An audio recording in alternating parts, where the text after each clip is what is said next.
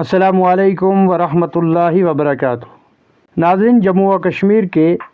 ضلع پونچھ کی عظیم علمی دانشگاہ جامعہ ضیاء العلوم و جامعۃ الطیبات پونچھ کے شعبہ تعلیم نسواں جامعہ ضیاء العلوم پونچھ جموں و کشمیر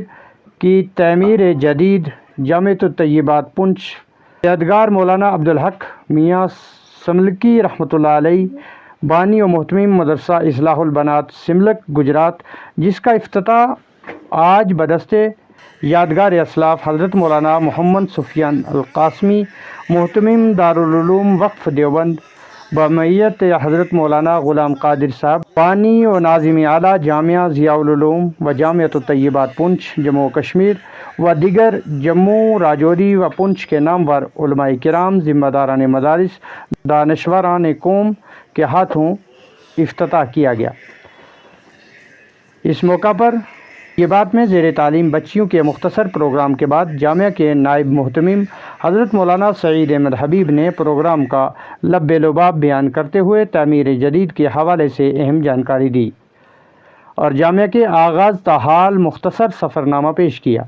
اور جامعہ کی جدید تعمیر میں حصہ لینے والے تمام معاونین کا بھی شکریہ ادا کیا۔ سپاس تشکر حضرت قاری جمیل احمد صاحب نے پیش کی، جبکہ جامعہ کے استاد حضرت حافظ ریاض میر نے اپنا منظوم کلام پیش کیا۔ علماء کرام کے ہاتھوں سپاس تشکر و منظوم کلام مہمان خصوصی کو پیش کیا گیا۔ اس دوران مختصر طور پر حضرت مولانا زاہد الحسن قاسمی اور حضرت مولانا مفتی ڈاکٹر شریف الحسن قاسمی کے تاثرات بھی پیش ہوئے، جس کے بعد عصر حاضر اور اس کے تقاضوں کے حوالے سے علماء کرام کی ذمہ داریوں پر مہمان خصوصی حضرت مولانا محمد سفیان القاسمی محتمم وقف دارالعلوم دیوبند نے مختصر مگر جامع نصائح پیش کیے اور مہمان مکرم کی دعا پر اس افتتاحی مجلس کا اختتام ہوا۔ اس مختصر پروگرام میں مہمانوں کے ساتھ ساتھ تمام علماء کرام، ذمہ داران مدارس، دانشوران قوم، معاونین جامعہ نے تعمیر جدید عمارت کا معائنہ بھی کیا۔ اس موقع پر نائب محتمم جامعہ ضیاء العلوم پونچھ حضرت مولانا